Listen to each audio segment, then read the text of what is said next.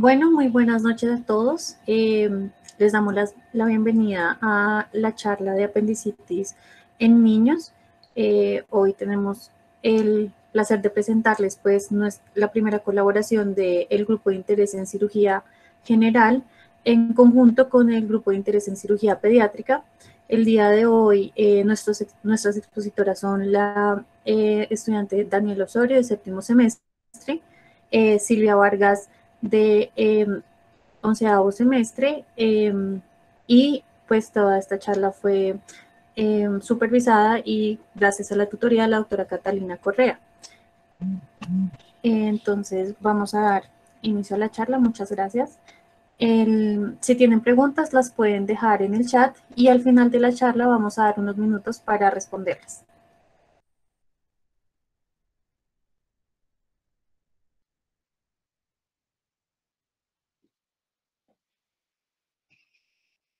Buenas noches, ahí ven la pantalla completa. Sí, ahí se ve la pantalla, Daniela. Bueno, muchas gracias. Bueno, pues como lo decía Liana, hoy vamos a hablar acerca de la apendicitis en niños. Este va a ser nuestro contenido. Primero vamos a hablar acerca de las generalidades, luego de la anatomía, etiología y fisiopatología, diagnóstico para clínicos, imágenes, diagnóstico diferencial y por último del manejo de la apendicitis. Para empezar, pues es importante saber que en menores de 18 años el dolor abdominal es un motivo de consulta muy frecuente en el servicio de urgencias pediátricas. Su etiología comúnmente es infecciosa y autolimitada, sin embargo, no se debe excluir el diagnóstico de apendicitis, ya que, por ejemplo, en niños menores de 5 años, este es un reto diagnóstico debido a su dificultad para obtener una historia clínica detallada, ya que los signos son muy insidiosos. Entonces, esto puede hacer que el diagnóstico sea retardado y que haya una predisposición a diferentes complicaciones. En esta imagen, no sé si en mi cursor, pero bueno, en esta imagen podemos ver la incidencia de diferentes diagnósticos o patologías a medida que aumenta la edad. Entonces, en neonatos, o si en neonatos pues es más común el volvulus, a partir de los 2 años de edad empieza a ser o hay un pico de intususcepción. A partir de esta misma edad también se empieza a presentar adenitis mesentérica y más o menos hacia los 12 años o inicios de la adolescencia hay un pico de apendicitis. También pues se ve que a partir de los 15 años empieza a hacerse también pues diagnóstico de colecistitis. Entonces, primero, es importante mencionar algunas características físicas del abdomen de los niños que difieren del de los adultos.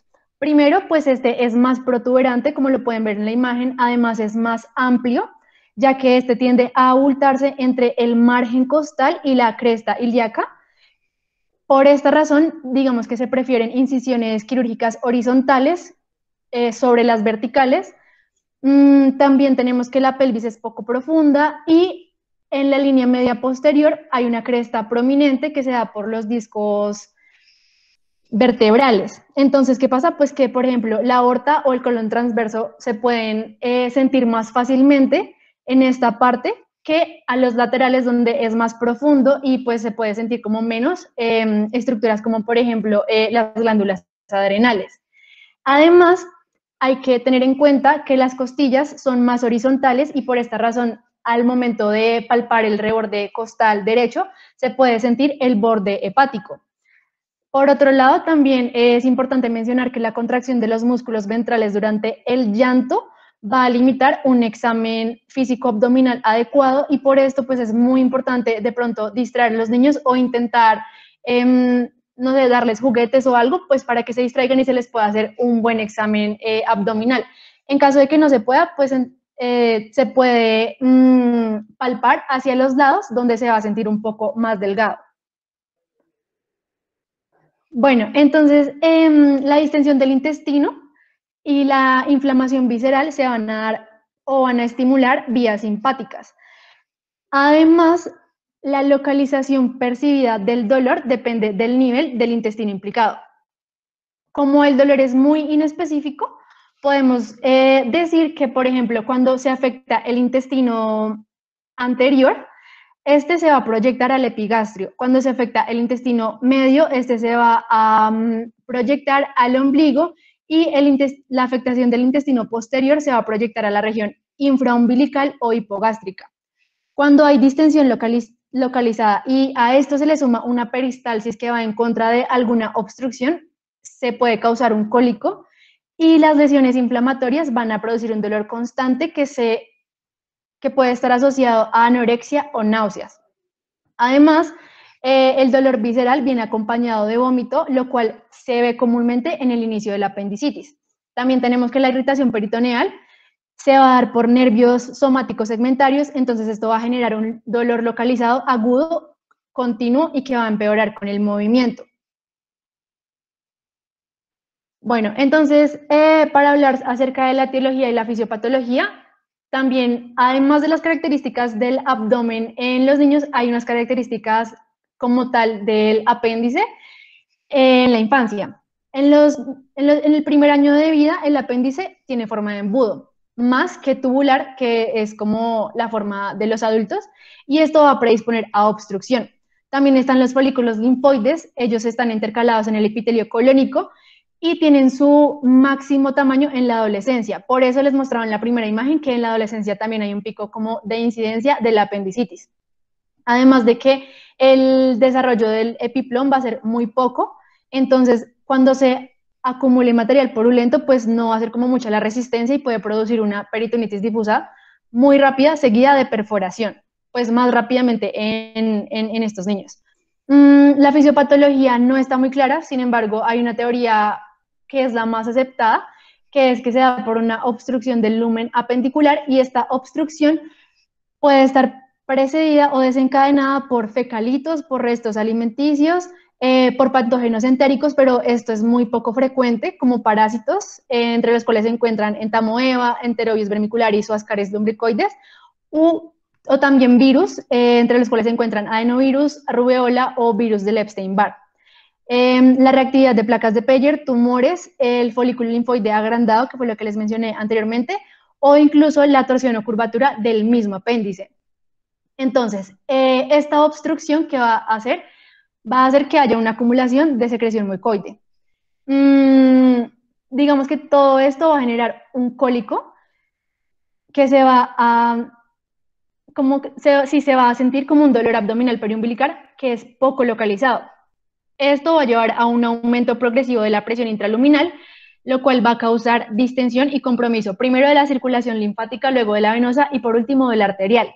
Entonces, pues se va a generar más inflamación, lo cual genera un dolor abdominal localizado y como mayor sensibilidad en el cuadrante inferior derecho. Se va a empezar a asociar necrosis isquémica de la pared apendicular, lo cual genera proliferación bacteriana, mayormente de gram negativos, tanto aeróbicos como anaeróbicos. Y posteriormente va a haber una ruptura de la mucosa. Esto produce gangrena y perforación. La perforación va a liberar las bacterias de la cavidad peritoneal. Y esto, digamos que ocurre más comúnmente después de las 72 horas. Si la infección no es contenida por heces intestinales o el epiplón o no se da un tratamiento a tiempo, pues va a producirse una peritonitis generalizada.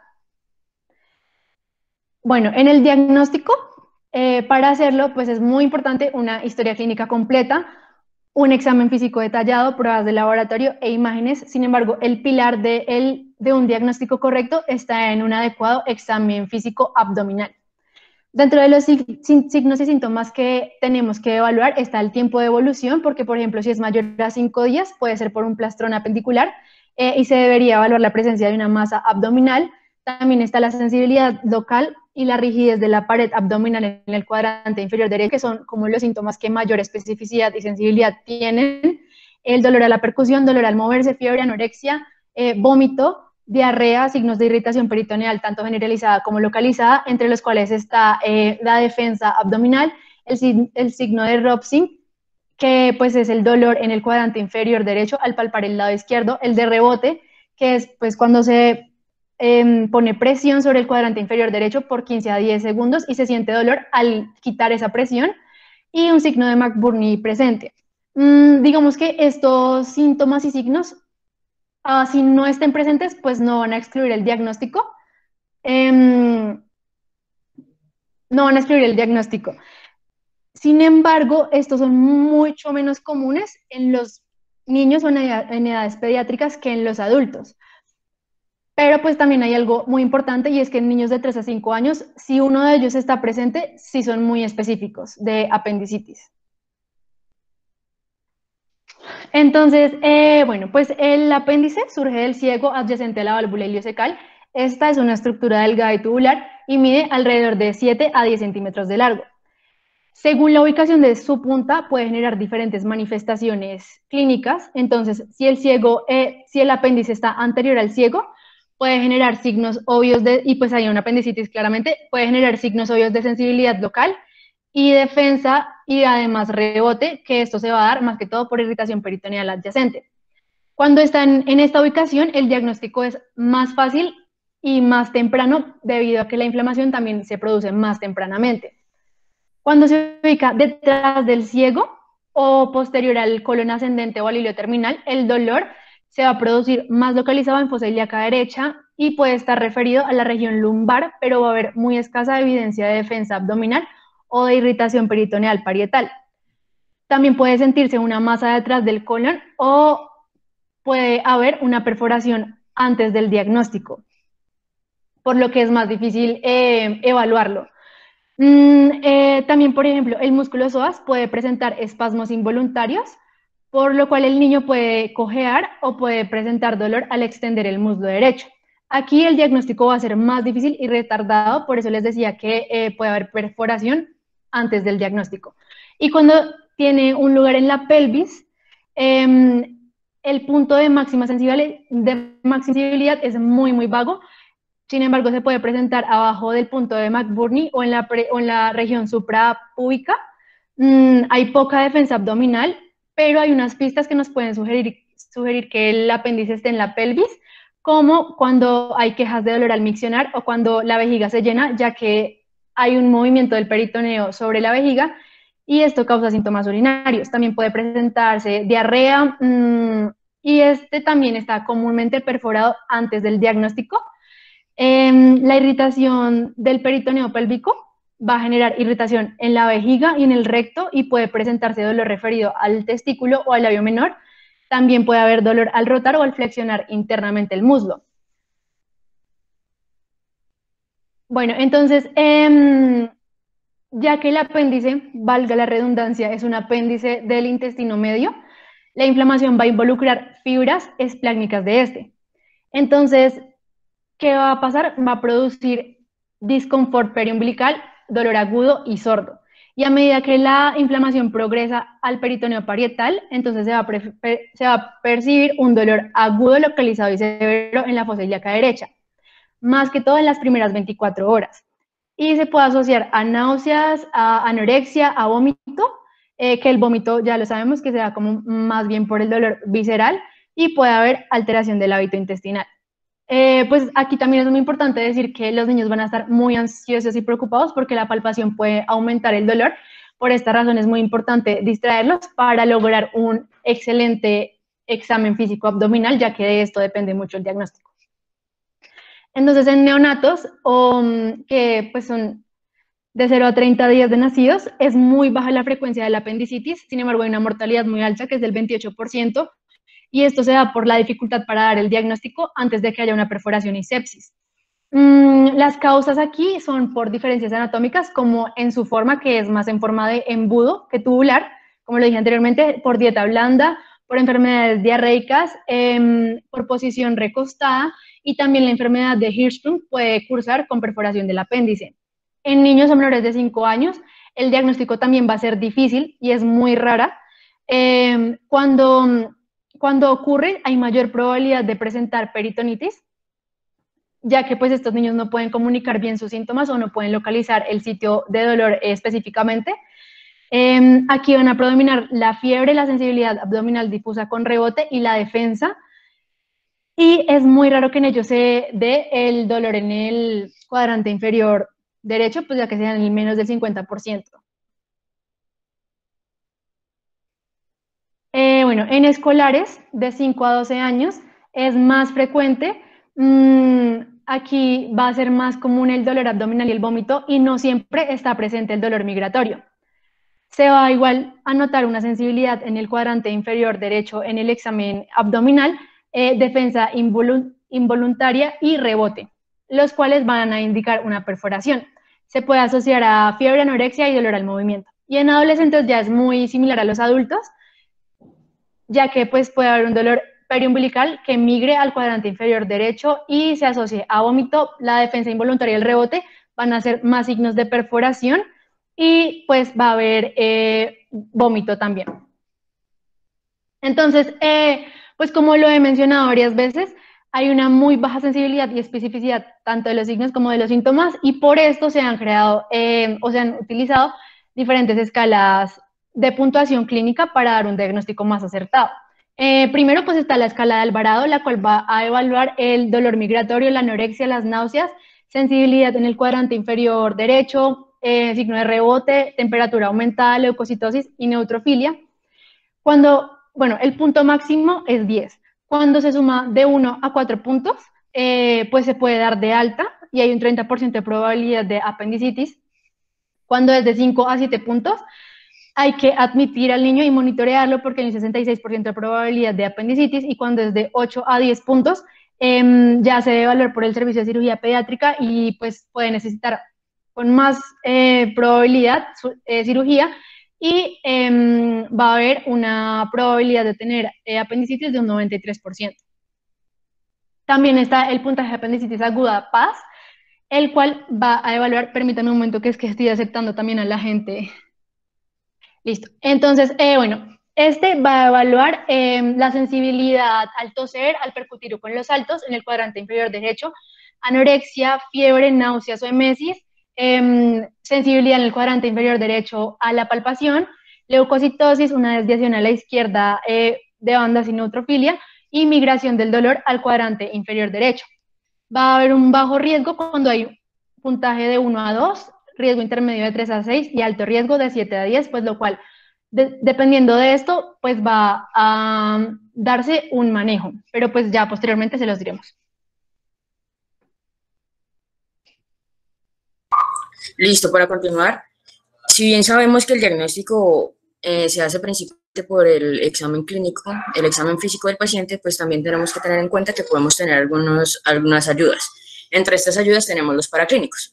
Sin embargo, en cuanto a los paraclínicos, tenemos que tener claro que nos van a mostrar una capacidad limitada para poder diferenciar la apendicitis de cualquier otra causa de dolor abdominal. Por lo general, lo que vamos a ver que se pide usualmente es el recuento de glóbulos blancos con su diferencial del recuento absoluto de los neutrófilos, una PCR parcial de orina y gonadotropina coriónica humana que hace referencia pues, a la prueba de embarazo. También se han estudiado otros paraclínicos como la procalcitonina y la coprotectina. Sin embargo, estos no están tan claros su utilidad, entonces necesitan más evidencia. En cuanto a los hallazgos, vamos a ver que en el hemograma vamos a ver una leucocitosis que puede ser mayor de 10.000, pero eso, como les decía, es algo bastante inespecífico. Y también vamos a ver un desplazamiento hacia la izquierda, que esto hace referencia a la presencia de formas inmaduras pues en el hemograma. Y en el hemograma también vamos a tener un recuento absoluto de neutrófilos que va a ser mayor de 7.500. Como les decía, los reactantes de fase aguda,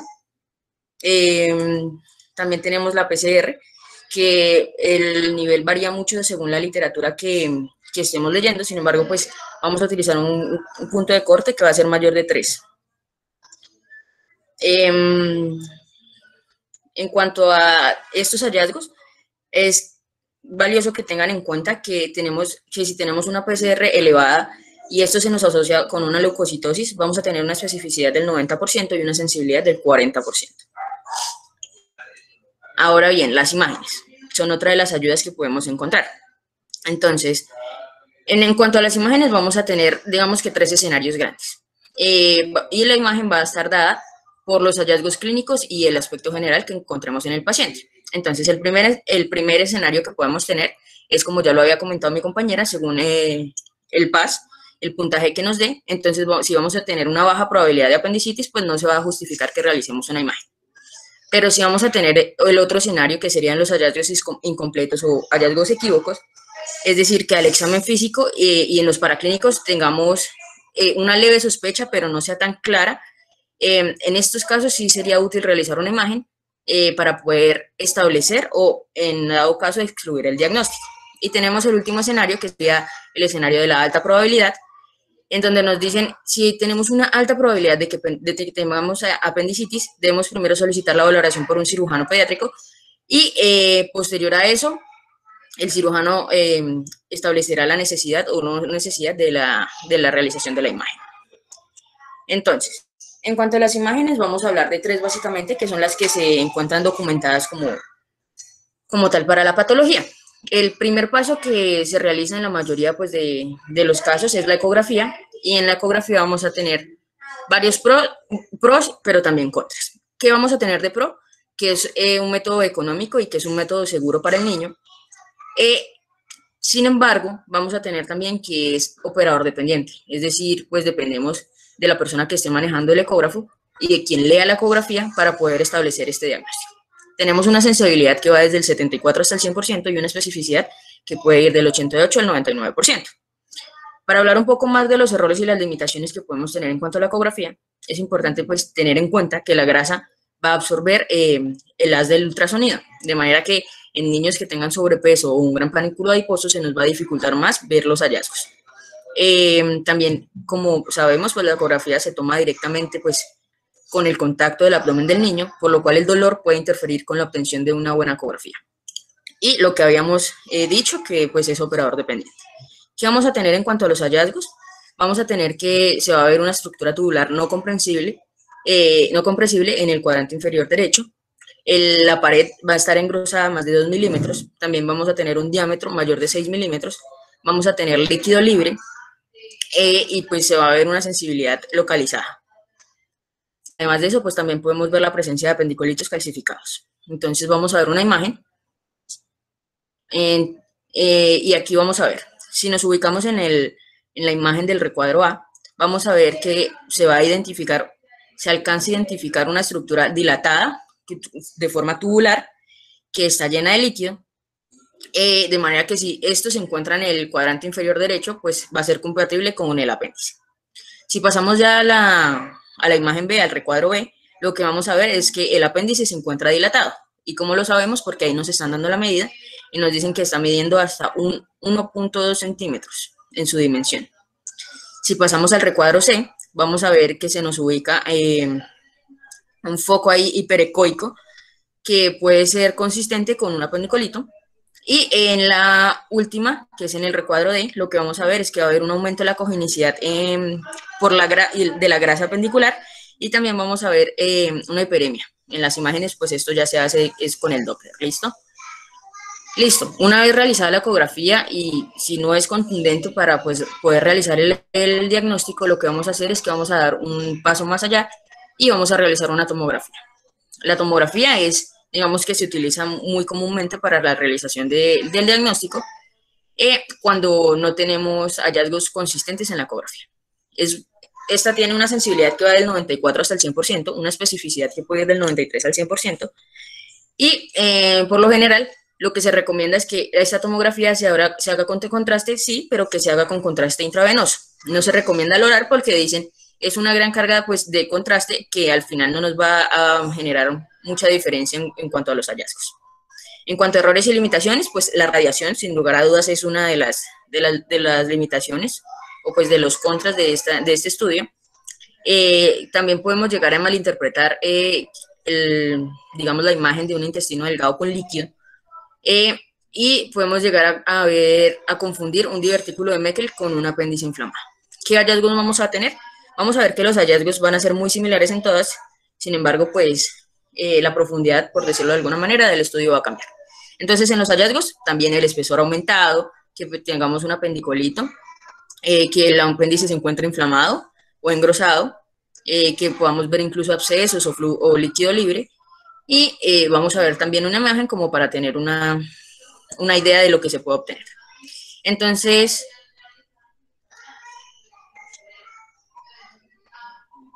lo que vamos a ver en esta primera imagen, señalado con la flecha amarilla, esto es el contexto de una tomografía con contraste que muestra ahí un fecalito calcificado, ¿sí? Que es lo que ven señalado con la flecha amarilla. Y se ve alrededor como una gran masa se ve una masa inflamatoria. Y en la siguiente imagen, lo que vamos a ver tenemos dos recuadros. En el recuadro A vamos a hablar de una tomografía de un corte axial y en la parte B vamos a hablar de un corte coronal. Entonces, lo que se va a ver en ambas es que la flecha amarilla nos va a señalar un fecalito calcificado similar al que habíamos visto en la anterior. Pero también vamos a ver en la parte de la coronal, que sería la parte B, que se ve como el apéndice dilatado, lleno de líquido, que es lo que se alcanza a ver solo con la cabecita de la flecha ahí en amarillo. Y listo. Continuamos con el siguiente estudio, que sería la resonancia magnética. La resonancia nos ha dicho que podría ser que nos generara una precisión diagnóstica muy similar a la tomografía, ¿sí? Y el pro sería que pues nos evita la radiación. Sin embargo, pues la resonancia no es una ayuda que tengamos muy fácilmente ni en los lugares. Entonces, lo que decimos es que puede ser una alternativa a la tomografía. De manera rápida y quién la lea de manera rápida, ¿de acuerdo? Y en la imagen lo que vamos a ver es lo mismo, un corte axial en la A y un corte coronal en la B, que nos van a evidenciar un apéndice inflamado, que es lo que se ve en las flechas, y listo. Eso como en cuanto a las ayudas diagnósticas. Hay que tener en cuenta que pues vamos a tener diagnósticos diferenciales porque muchas patologías en los niños se presentan. Y aquí vamos a hablar de dos clasificaciones básicamente y a grandes rasgos. No vamos a profundizar mucho en ellos, sino únicamente como a manera. Entonces vamos a tener esta primera clasificación en donde tenemos diagnósticos quirúrgicos de emergencia, en donde encontramos la obstrucción intestinal, las malrotaciones intestinales,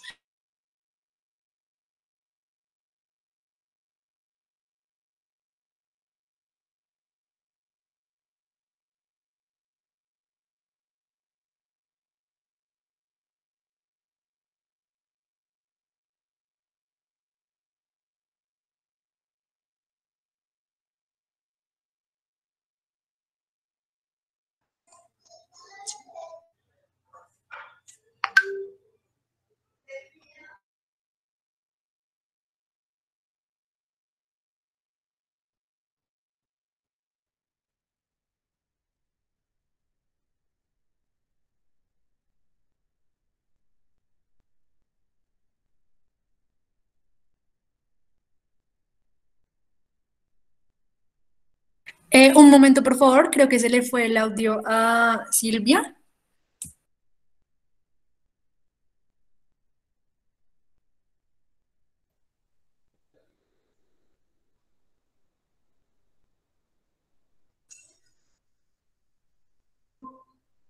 ya que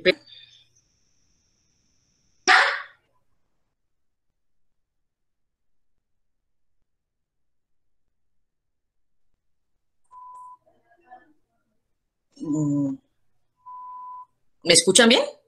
Sí, ya te estamos escuchando bien. Ya, listo, qué pena. Listo, entonces, en la siguiente clasificación tendríamos los otros diagnósticos que son no quirúrgicos, en donde encontramos nefrolitiasis, infecciones del tracto urinario, enfermedad pélvica inflamatoria, los quistes ováricos, e incluso pues vasculitis mediados por inmunoglobulina A.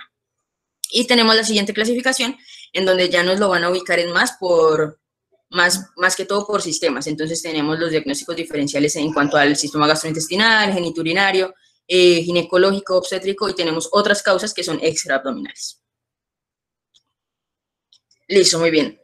Una vez dicho esto, pues vamos a continuar con el manejo. Y el manejo vamos a decir que vamos a tener básicamente en cualquier paciente con apendicitis un manejo inicial, y luego de realizado este manejo inicial vamos a tener, vamos a definir si se hace un manejo no quirúrgico o un manejo quirúrgico. Entonces, el manejo inicial consiste básicamente, tiene tres pilares básicamente, y se debe realizar en cualquier niño con apendicitis, ¿listo? O con sospecha de apendicitis. Lo primero va a ser la reanimación hídrica, y esto va ligado a suspender la vía oral. Pero también va a estar dado por la evaluación del estado de hidratación y vamos a empezar a hidratar según el peso del paciente con fórmula de Holle de Sigar. Esto encaminado a poder estabilizar al paciente y de ahí poder restaurar su volumen intravascular.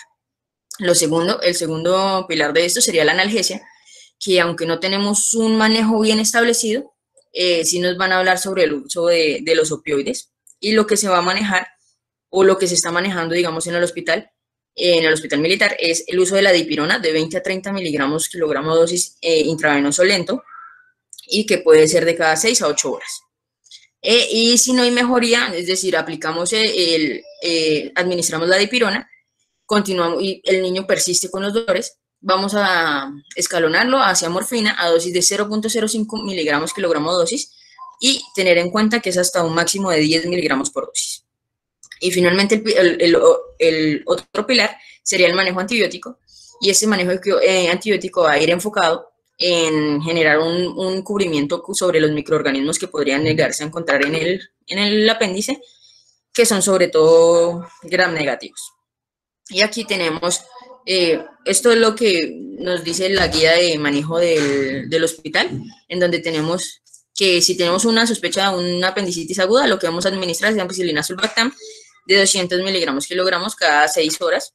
Y en caso de que ya presentemos una peritonitis, vamos a iniciar un manejo antibiótico con piperacilina tazobactam de 200 a 300 miligramos kilogramos, que pueden ser de cada 6 a 8 horas.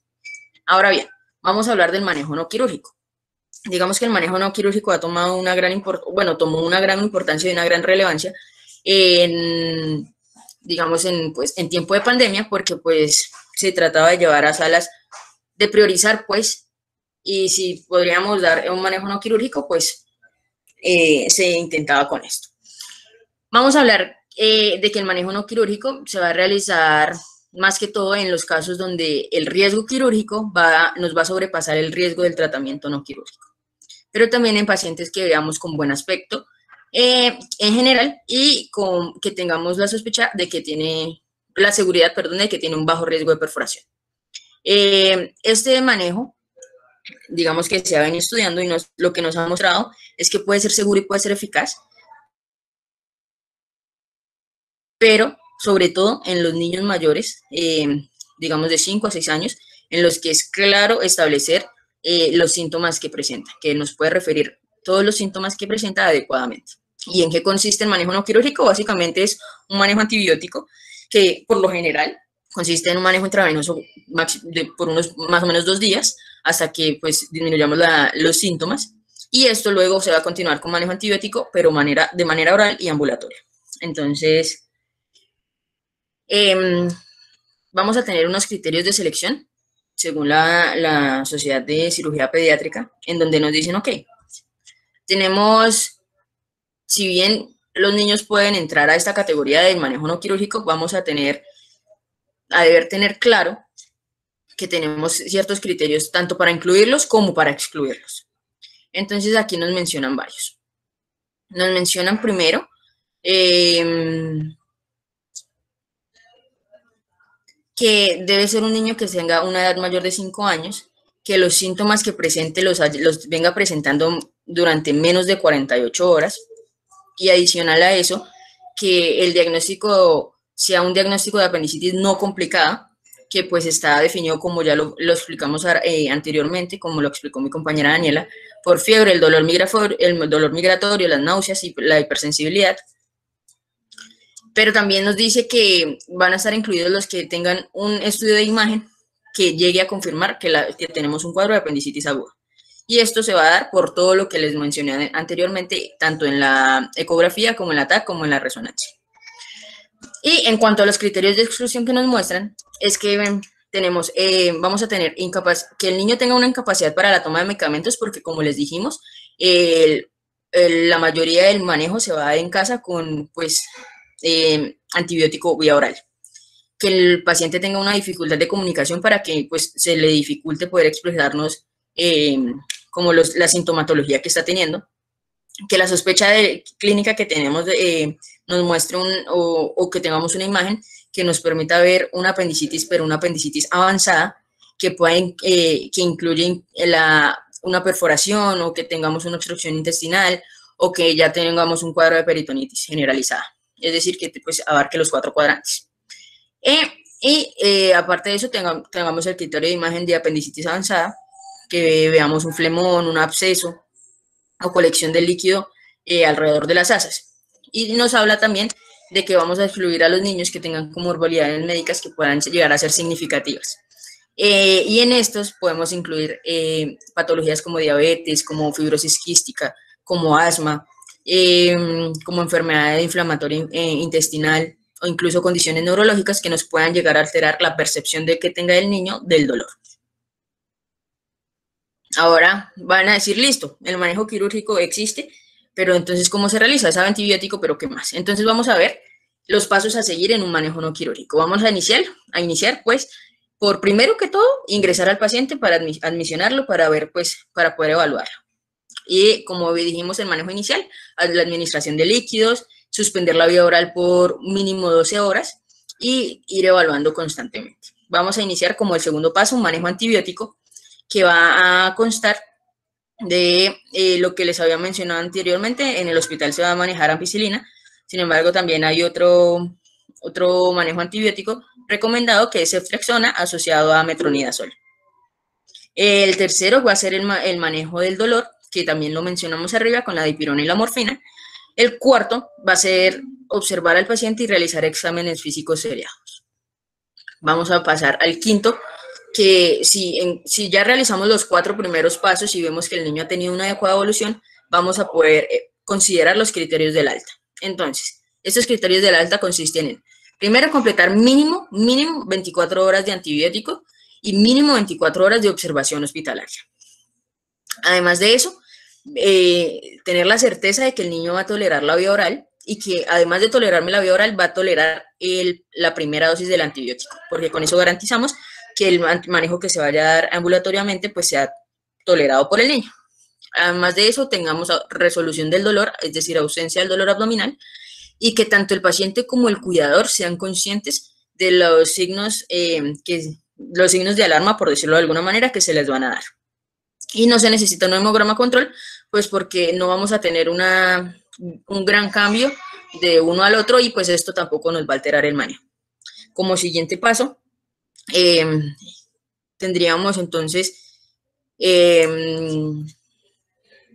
continuar el manejo antibiótico por una semana, y aquí vamos a hablar de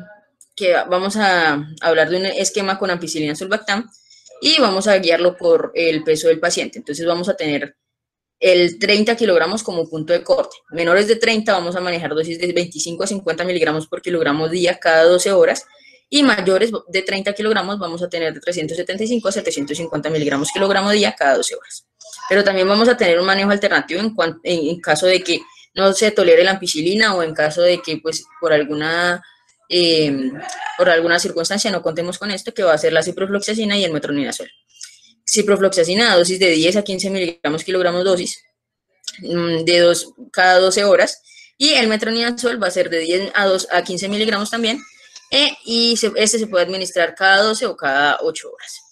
Y por último, digamos que no es un paso en sí, sino únicamente es tener en cuenta que hay otro régimen alternativo en caso pues de que los previos no se hayan podido establecer, que sería la amoxicilina clavulanato en dosis de 90 miligramos kilogramos días cada 8 horas. Ahora, si vemos que seguimos cada uno de estos pasos o se realizan los primeros pasos y se ve que el niño no presenta una mejoría, también se considera que hay falla en el tratamiento no quirúrgico. Y vamos a considerarlo falla según el estadio, según el momento de la evolución clínica que tenga el paciente. Entonces, si vemos que el paciente tiene defensa a la palpación abdominal en más de uno de los cuadrantes o signos de respuesta inflamatoria o sepsis, en cualquier momento del cuadro vamos a considerar una falla en el tratamiento.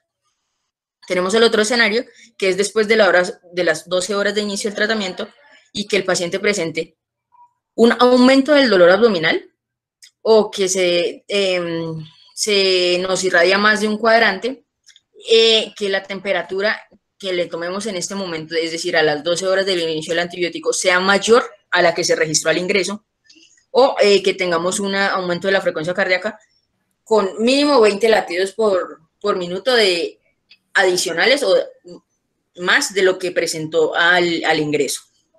Y el último escenario sería cuando ya iniciamos el antibiótico y no ha presentado ninguna mejoría y ya llevamos 24 horas de inicio del manejo y el paciente presente defensa de la palpación abdominal, que persista con el dolor y que además de persistirlo, el paciente nos refiere a que es un 5 sobre la escala subjetiva del dolor, que el paciente también persista con náuseas y vómito y que tengamos intolerancia pues a la vía oral 1 o que al avanzar la dieta de dieta líquida pues no nos presente una tolerancia y que siga persistiendo la fiebre.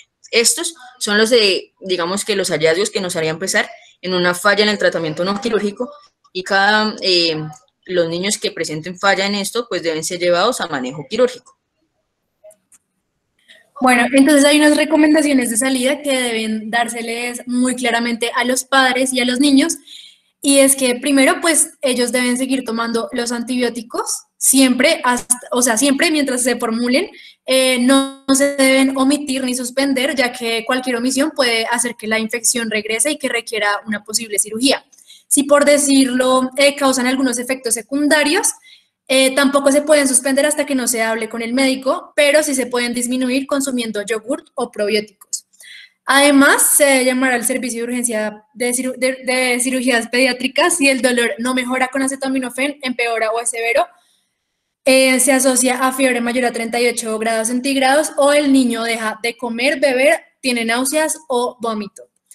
En este caso, pues ya el servicio de cirugía pediátrica evaluaría si requiere un tratamiento quirúrgico o también en caso de un fallo terapéutico, pues se requeriría un tratamiento quirúrgico, que es la apendicectomía. Una apendicectomía a tiempo va a prevenir la progresión de sepsis y shock séptico y también permite una aspiración de pus e irrigación de la cavidad abdominal. Pues se puede hacer de dos formas, una es la cirugía abierta, la otra es la laparoscópica, pero pues estudios muestran que las complicaciones de la cirugía laparoscópica son menores. Esta se relaciona con una menor estadía hospitalaria y menor riesgo de infección en la herida quirúrgica, además de que pues van a sentir menos dolor y va a haber una mejoría de los síntomas más pronta. También las complicaciones no se incrementan en niños que reciban un tratamiento antibiótico a tiempo y que vayan a una apendicectomía en menos de 24 horas después del diagnóstico. Por otro lado, si por ejemplo hay una operación retardada que sea después de 48 horas de la admisión, esto se va a asociar a un aumento del riesgo de infecciones en el sitio operatorio y de complicaciones a los 30 días. Entonces, ¿qué podemos encontrar al momento de la cirugía? Cuando el apéndice está anormal pero intacto, lo que se debe hacer es tomar unos pocos centímetros del epiplón que esté unido al apéndice y removerlo junto con el apéndice. Además, la base del apéndice debe ligarse cerca al ciego y no se ha visto beneficio en invertirlo. Todo fluido que sea purulento debe aspirarse y al igual que se deben drenar todos los abscesos que se encuentren y las incisiones que sean mayores a 5 milímetros deben cerrarse prioritariamente. Cuando hay un apéndice perforado, se debe usar una técnica laparoscópica en lo posible y si se encuentra un apéndice normal, igualmente se debe remover, ya que a veces se puede encontrar inflamación microscópica en el estudio histopatológico. Sin embargo, pues acá es muy importante también pensar en otros diagnósticos como diverticulitis de Meckel, ileitis terminal, adenitis mesentérica, entre otras. También se puede encontrar un tumor carcinoide, pero esto es muy raro. Igualmente, en caso de encontrarlo, con una apendicectomía simple es suficiente para tratarlo, a menos que sea mayor a 2 centímetros de diámetro, en la cual pues, se debería realizar una hemicolectomía. Y si ya invade la pared del apéndice, se deben incluir ganglios mesentéricos. Se debe usar la parotomía abierta para apendicitis neonatal cuando haya distensión o sepsis en los neonatos o cuando se muestren perforaciones u obstrucción en imágenes. Además, se debe buscar el apendicolito en la pelvis o en el área periapendicia y se debe buscar aún más, pues si ya se vio en una imagen. No se cultiva el pus o líquido peritoneal, ya que los resultados casi nunca van a alterar el tratamiento. Y se puede insertar una vía venosa central periférica durante la cirugía, esto para facilitar el manejo de antibióticos intravenosos, obtención de sangre para estudios de laboratorio y si se requiere, pues nutrición parenteral, pero rara vez es necesario. Dentro de los cuidados posoperatorios tenemos principalmente el control del dolor con analgesia parenteral en la cual se usan opioides, como lo dijo mi compañera, y pues cuando ya tenga vía oral, usar ibuprofeno, acetaminofén o hidrocodona.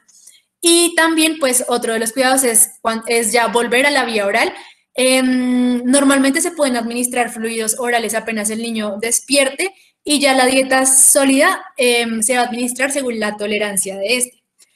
Sin embargo, la mayoría de niños pueden irse a casa en 24 a 48 horas. También pues hay algunas complicaciones, pero son como en muy bajo porcentaje, como la infección de la herida en un 9%, absceso intraabdominal en un 5%, hileo paralítico en un 2% y obstrucción del intestino delgado por adherencias en menos del 1%. Sin embargo, esta sería como la más peligrosa. Bueno, entonces este es el algoritmo del hospital, del servicio de cirugía pediátrica. Tenemos un paciente menor de 18 años con dolor abdominal agudo. ¿Qué se hace? Se hace una historia clínica completa, un examen físico muy detallado y se evalúan los siguientes signos y síntomas: emesis, náuseas, hiporexia, fiebre, dolor abdominal migratorio, defensa en el cuadrante inferior derecho o dolor a la percusión en este mismo cuadrante. Con esto vamos a tener un diagnóstico sugestivo o no sugestivo. Si no es sugestivo, se deja en observación, se administran líquidos endovenosos, se da analgesia y se inicia la vía oral. Luego se revalora y pues mientras tanto se piensa en diagnósticos alternativos. Si hay mejoría, se puede dar egreso dándoles como los signos de alarma para que reconsulten si persisten los síntomas o si se generan nuevos. Y si no hay mejoría, se trataría como un diagnóstico sugestivo de apendicitis. Cuando es sugestivo, entonces, se debe suspender la vía oral, administrar líquidos endovenosos, dar analgesia y pedir paraclínicos, como el cuadro hemático y la gonadotropina coriónica humana, que se pediría en mujeres en edad fértil. Después se aplicaría la escala de Paz. Si esta arroja un riesgo bajo y persisten los síntomas, se debe buscar un diagnóstico alternativo y revalorar. Si mejora, también se da egreso. Si arroja un riesgo intermedio, entonces se pide una ecografía y se lleva a observación. La ecografía puede ser negativa, sin clínica sugestiva, entonces se tiene que revalorar y mirar si mejora. Si persisten los síntomas, pues buscar diagnósticos alternativos o si hay mejorías, dar egreso. Si la ecografía es negativa pero no concluyente y hay clínica sugestiva, se debe pedir valoración por cirugía pediátrica. Y si la ecografía ya es positiva, se debe iniciar antibiótico y revalorar por cirugía pediátrica. Cuando ya el riesgo es alto, también se considera el inicio antibiótico, valoración por cirugía pediátrica y ya ellos pues definirán los criterios de hospitalización, observación, cirugía o imágenes. El manejo analgésico, como lo dijo mi compañera, se puede dar con morfina 0.05 miligramos kilogramos dosis, o dipirona 20 a 30 miligramos kilogramos dosis o paracetamol. Y también el manejo antibiótico, pues el empírico sería la ampicilina sulbactam 200 miligramos kilogramos día en 4 dosis, o en sospecha de peritonitis dar piperacilina tazobactam 200 a 300 miligramos kilogramos día en 3 a 4 dosis. Acá tenemos otro algoritmo y es pues que en el paciente en el que se sospeche apendicitis se debe ordenar un ultrasonido para apendicitis con un conteo de glóbulos blancos con el diferencial y calcular el PAS. Si el PAS es menor a 4, entonces pues se da otro diagnóstico o se da de alta. Si no, entonces se mira si el ultrasonido es sugestivo de apendicitis. Si sí, se pide consulta por cirugía. Si no, entonces, o si es indeterminado, se mira si el PAS es mayor a 7. Si es mayor a 7, también se pide consulta por cirugía. Si no, uno se debe preguntar si se necesita la toma de una TAC para el diagnóstico. Si no se necesita, pues se da de alta o se mira un diagnóstico alternativo. Si sí se necesita, entonces se hace una TAC de abdomen y pelvis con contraste. Si ya esta pues nos arroja como no nos da el diagnóstico, entonces pues también buscar un diagnóstico alternativo o dar de alta, y si ya el diagnóstico de apendicitis, se consulta con cirugía. Ya pues en la consulta con cirugía ellos determinarán si se necesita quirófano para admitirlo o si no, y se puede dar un manejo antibiótico o un manejo no operatorio. Entonces, pues, esto es como lo que tenemos que decirles de la charla. Antes de las preguntas, queremos desarrollar con ustedes un Kahoot. Ya les comparto la pantalla para que se puedan unir.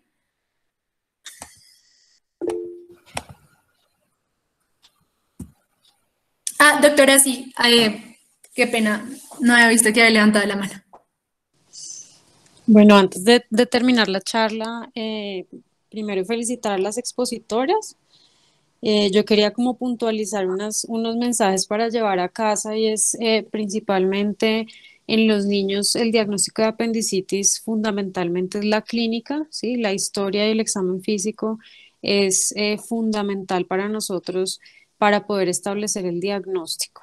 Cuando el diagnóstico está en duda, lo mejor es el examen clínico seriado, y después del examen clínico seriado, si uno persiste, digamos, en la duda diagnóstica, es cuando empezamos a apoyarnos de los otros paraclínicos y de las imágenes. El TAC se reserva especialmente para los pacientes que ya han sido valorados por el cirujano y en quienes aún con la experticia, digamos, de la palpación del cirujano todavía hay alguna duda diagnóstica. En esos pacientes solicitamos el TAC, pero a diferencia de los adultos, ya que están los estudiantes y los miembros del grupo de interés en cirugía general, en los niños tratamos de no utilizar en lo posible la tomografía como un estudio de rutina para el diagnóstico de apendicitis.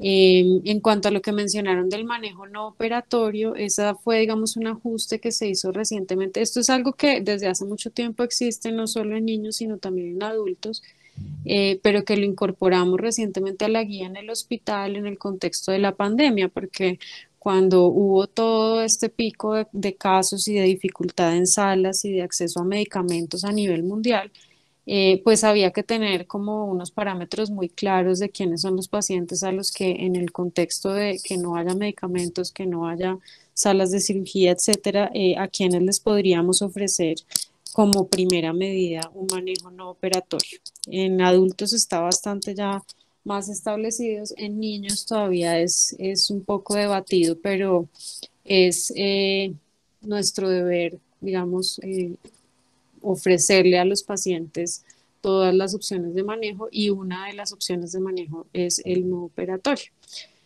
Finalmente, para el nivel, digamos, del estudiante o del médico general, el PAS es una herramienta muy buena para aproximarse al diagnóstico, porque si uno sigue, digamos, los pasos de examinar al paciente, de hacerle los paraclínicos que ahí le sugieren, de calcularle el PAS, pues es una ayuda para poder orientar un niño con dolor abdominal cuando de pronto uno no tiene la experticia para solamente con la historia del examen físico hacer el diagnóstico. Los cirujanos ya, digamos, dentro de nuestra práctica diaria puede que no utilicemos de rutina el PAS, pero sí para el nivel, digamos, de los estudiantes médicos generales, pediatras que a veces pueden tener alguna dificultad en la palpación abdominal, es una herramienta súper útil. Entonces pues les recomiendo que la tengan siempre en mente pues cuando estén evaluando estos pacientes.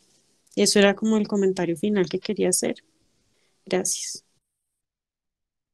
Muchísimas gracias, doctora. Pues muchas gracias por toda la información que nos brindó, porque pues esta presentación está basada en todos los artículos y toda la dirección que nos dio como la doctora.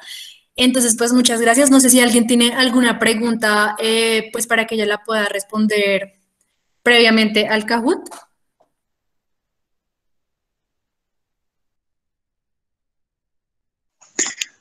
Buenas noches.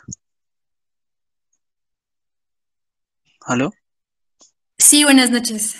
Buenas noches, Julio Vargas, interno del militar. Doctora Catalina, una pregunta. con respecto a los pacientes que llegan con cuadros clínicos mucho más, no sé, subagudos, 2, 3 días, con dolor abdominal, que se refiere, pues se refirió a fosa ilíaca derecha, y que tienen masa palpable en el que se les sospecha como plastrón apendicular. ¿Usted siempre les hace el manejo médico, pues no quirúrgico y apendicectomía de intervalo a las 4 a 6 semanas, o también se pueden llevar de inmediato pues a procedimiento quirúrgico? Gracias por la pregunta, Julio. Eso depende del estado clínico del paciente, igual que en los adultos, cuando se trata de un plastrón apendicular o de un cuadro que ya lleva varios días de evolución. En principio, el paciente debería ser o recibir un manejo médico como para enfriar el plastrón, porque uno no quiere entrar a operar una masa inflamatoria subaguda por el riesgo de tener lesiones de las estructuras que están conformando esa masa inflamatoria que es el plastrón apendicular. ¿En qué casos se opera de entrada? El paciente que esté séptico o que esté obstruido, ese es el paciente, igual que en los adultos, que aún con los riesgos hay que entrar y drenar el absceso o entrar y liberar la obstrucción intestinal. Y si se puede hacer la apendicectomía en ese tiempo se hace, si no, pues se deja un drenaje y más adelante, cuando ya haya recibido el manejo antibiótico y se haya solucionado el plastrón, es en ese momento que se opera.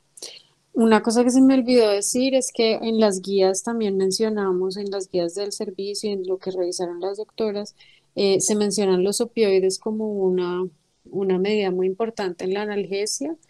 Eh, Esto pues lo ha venido manejando a nivel mundial pues todas las sociedades científicas, y cada vez más pues se trata de manejar el dolor como un signo vital, entonces pues de no dejar a los niños con dolor en urgencias, pero sí ser pues cuidadosos en el manejo eh, extendido de ese tipo de medicamentos opioides, pues por los riesgos que conlleva su utilización, ¿no? Muchas gracias, doctora.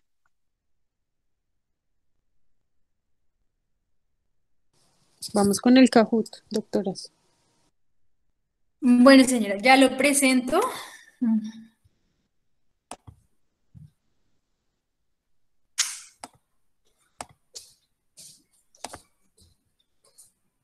Mientras Dani logra colocar el Kahoot, tomo un momento la vocería para presentarme como Silvia Juliana Vargas, fundadora del Grupo de Interés en Cirugía Pediátrica, y recordarles pues que todavía estamos con las inscripciones abiertas hasta el fin de semana.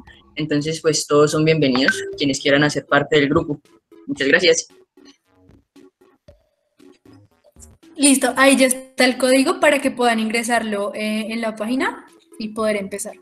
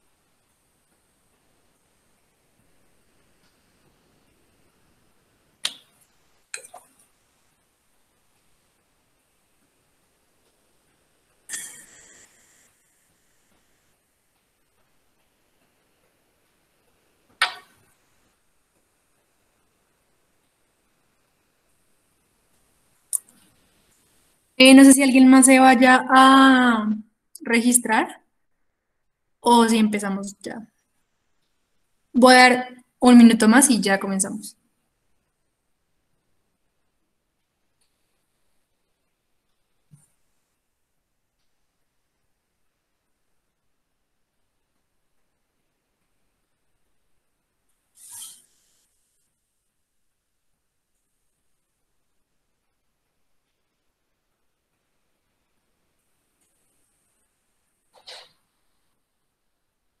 Bueno, entonces ya vamos a dar inicio.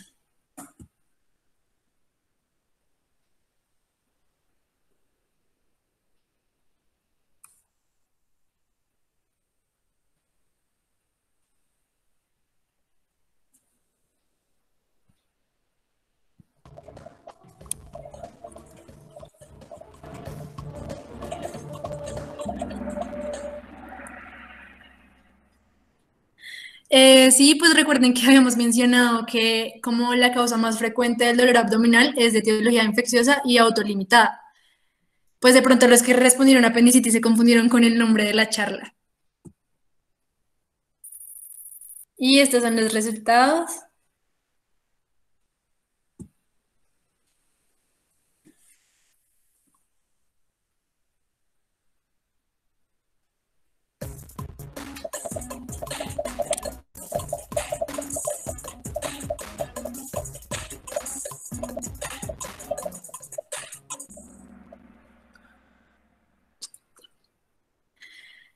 Bueno, pues es falso porque durante la presentación yo dije que eran horizontales preferiblemente.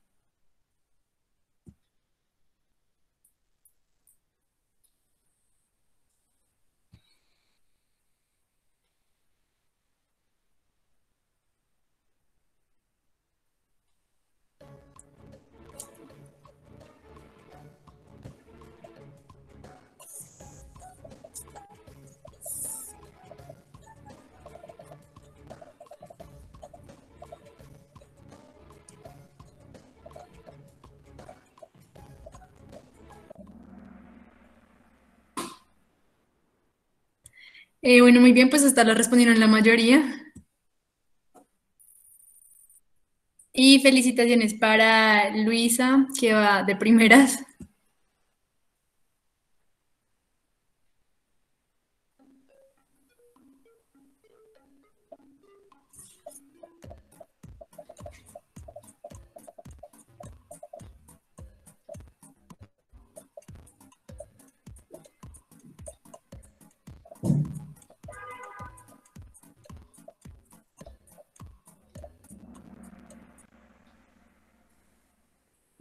Bueno, muy bien, porque la respondieron la mayoría. Pues el dolor migratorio era como muy inespecífico en niños menores de 5 años, empieza a ser ya como más común en adolescentes.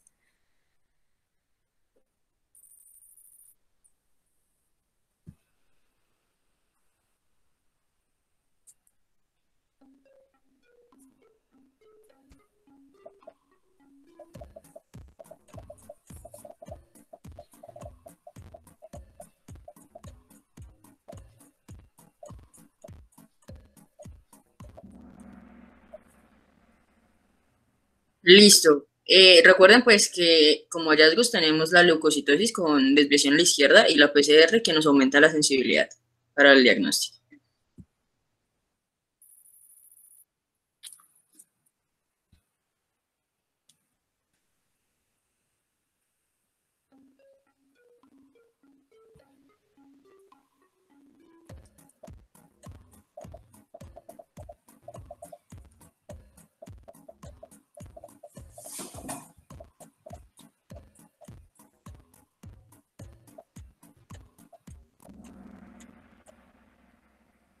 Listo, esta estuvo bastante reñida, entonces recuerden que lo más importante es realizar el hemograma, la PCR y la gonadotropina, pues para descartar, pues que es la prueba del embarazo para poder descartarlo como un diagnóstico diferencial.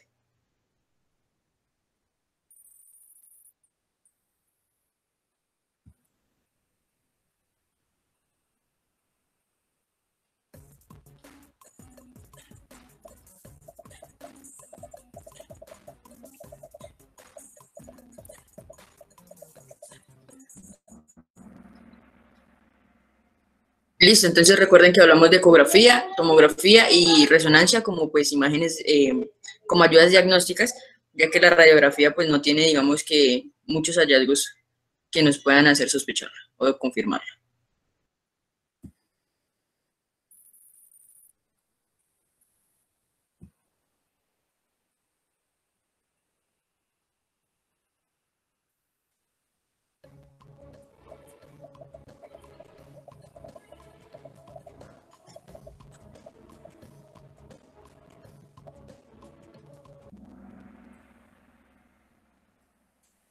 Listo, entonces recuerden que dijimos que el manejo no quirúrgico se da más que todo cuando el riesgo quirúrgico es mayor que el riesgo no quirúrgico y que se hace más que todo en pacientes que presentan apendicitis, pero apendicitis no complicada.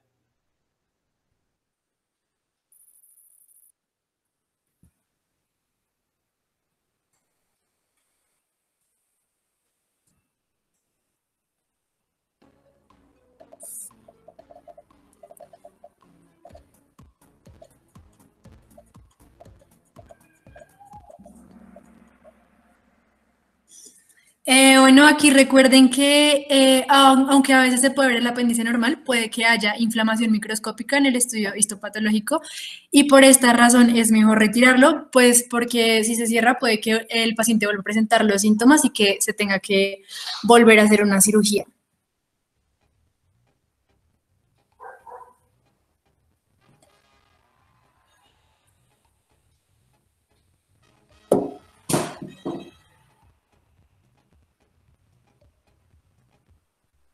Bueno, muchas felicitaciones a nuestros ganadores, a Valentina, a Luisa y a Santiago.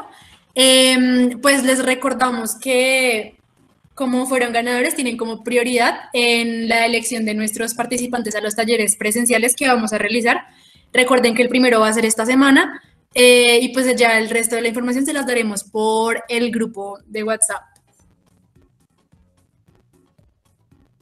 Y pues eso es todo. Recuerden llenar la asistencia.